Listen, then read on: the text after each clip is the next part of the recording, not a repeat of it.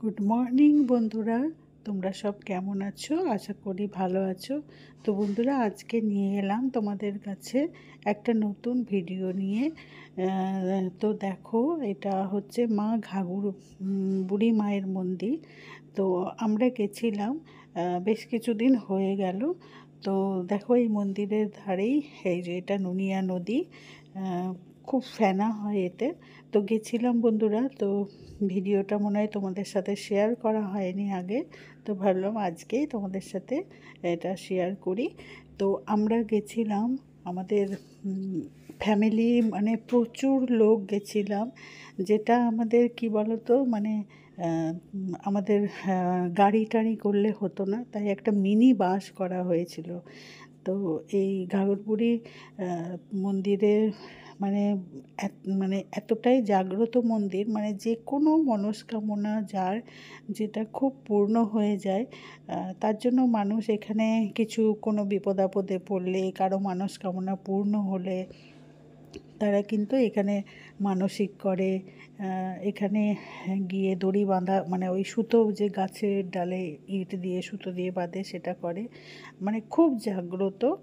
তো আমাদের বাপের বাড়ি আসানসোলে। তো আসানসোলের থেকে খুব বেশি দূর না।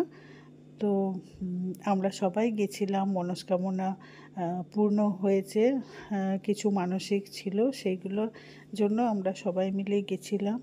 আর গিয়ে মনটা একদম মানে শান্তি করে পুজো দিতে পেরেছি, সবাই ভিতরে ঢুকে বসে।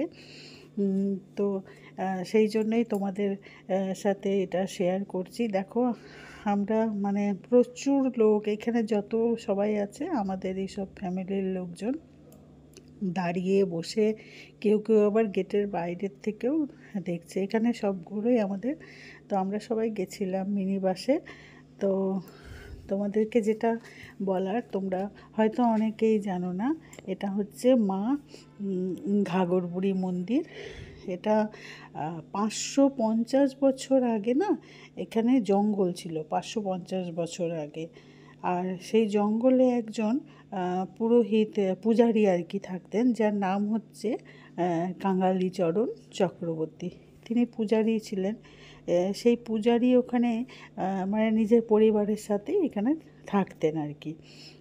আর সেই পূজারী যেত পাশের গ্রামে না পুজো করতে। তো পাশের গ্রামে যখন পুজো করতো, তাকে নুনিয়া নদীটা তাকে পার করতে হতো। তারপরে বাকিটা বলছি। এই দেখো, আমরা সব মিনি বাসে করে এরকমভাবে আমি ভিডিওটা তুলেছি। সবাই মিলে মিনি বাসে করে যাচ্ছিলাম। তো আর বাড়ির থেকেও যখন চেপেছিলাম একটু ভিডিও শ্যুট করেছিলাম। আর এখানে দেখো, সবাই আমরা এই নিয়ে নিচ্ছিলাম ফলের প্রসাদ। তো যেটা বলছিলাম, তো সেই পুরোহিত ওই নুনিয়া নদী পার করে প্রত্যেক দিন পুজো করতে যেত পাশের গ্রামে। এবারে পাশের গ্রামে খুব কষ্ট হতো। এবারে একদিন কি হলো, ও পুজো করে আসার সময় প্রচণ্ড উনি মানে থকে গেলেন। থকে গিয়ে ওই নুনিয়া নদীর ধারে একটা গাছের তলায় বসে পড়লো। এটা হচ্ছে, দেখো, আমার পিসি। তো বসে পড়ে, আরেক পিসিও গেছিলো, এটা ছোটো পিসি। বসে গাছের তলায় বসে বসে থাকতে থাকতে উনি ঘুমিয়ে পড়েন। হ্যাঁ, তখন উনি কী হলো, এটা আমি গল্পে মানে শুনেছি একজন খুব বিশিষ্ট লোকের কাছ থেকে, তাই তোমাদের কাছে শেয়ার করছি। তো ঘুমিয়ে পড়ে তিনি তখন স্বপ্নে দেখলেন যে একটা বুড়ি ঘাগরা পরে, মানে ঘাগরা পরে আর হাতে একটা ছড়ি নিয়ে তার দিকে এগিয়ে আসছে।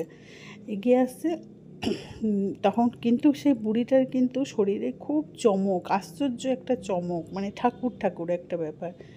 তখন তার হাতে 3টে পিণ্ড, তো সেই বুড়িটা তার হাতে দিয়ে বলে যে, তোমাকে আর পাশের গ্রামে পুজো দিতে যেতে হবে না, তুই এগুলোই পুজো করবি। তো ওর যখন এই দেখো আমার মেজো পিসি। তো ওর যখন পুরোহিতের যখন ঘুম ভাঙলো, তখন দেখলো সকাল হয়ে গেছে। তো কিন্তু ওর কোলের মধ্যে ওই 3টে কিন্তু পিণ্ড আছে। তো সেই পিণ্ডই বলেছিল সেখানে, সেই 3টে পিণ্ডই কিন্তু ওখানে মানে পুজো শুরু হয় আর কি। হ্যাঁ, তো সেই 3টে পিণ্ডই কিন্তু ওই 3টে পিণ্ড রাখা আছে ওখানে।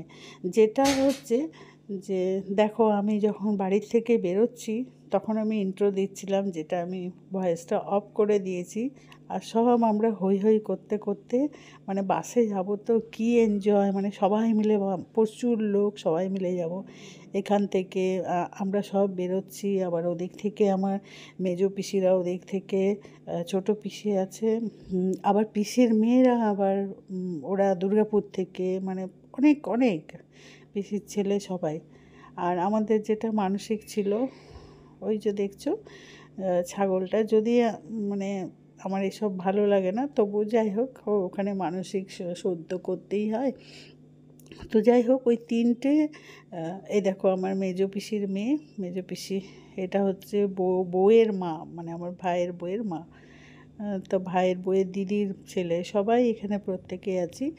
তো সেই যে 3টে পিণ্ডর ওখানে যে প্রতিষ্ঠা করা হয়েছে, সে মাঝের যে পিণ্ডটা সেটা হচ্ছে মা ঘাগর বুড়ি। আচ্ছা, তার বাঁ দিকে আছেন মা দুর্গা, বাঁ দিকে আছেন মা দুর্গা, আর ডান দিকে আছেন পঞ্চানন মহাদেব। ডান দিকে হচ্ছে পঞ্চানন মহাদেব। তো এই হচ্ছে এটার ইতিহাস। আমি কিন্তু গল্পটা খুব সুন্দরভাবে শুনেছিলাম, তাই তোমাদের কাছেও শেয়ার করলাম। তো ঘাগরবুড়ি মন্দির যারা যাওনি তাদেরকে বলছি, খুব জাগ্রত, কিন্তু মনস্কামনা খুব পূর্ণ হয় এখানে। যে জিনিস মানসিক করবে সেই জিনিসটা মানে ভগবান কিন্তু ফল দেয়। তো এটা আসানসোল থেকে কালীপাহাড়ি বলে একটি জায়গা আছে, সে কালীপাহাড়ির কাছেই আছে। তো যাই হোক, আমরা সবাই দেখো এখানে আবার পুজো হওয়ার পর সব ব্রেকফাস্ট করছি, সবাই যে যার মতো, কেউ লুচি খাচ্ছে। এই যে আমি দেখো জল নিয়ে এসেছি, হ্যাঁ, তারপরে আমি কোথায় বসবো সেটাই দেখছি। আমি ওই ব্লু কালারের শাড়ি পরে গেছি, এই যে আমার বোন আর আমি ছবি তুলছি। তারপরে সবাই যত গেছি সবাই মিলে ছবি তুলছিলাম, খুব মজা হয়েছিল। তো এইভাবে যেন ঘাগরবুড়ি সবার, আমার বর দেখো ছবি তুলছে, ঘাগরবুড়ি যেন সবার মনস্কামনাই পূর্ণ করে, এই কামনা করি। আর তোমরা যারা যারা ঘাগরবুড়ি যাওনি, যদি সম্ভব হয় অবশ্যই ঘুরে আসবে, খুব ভালো লাগবে।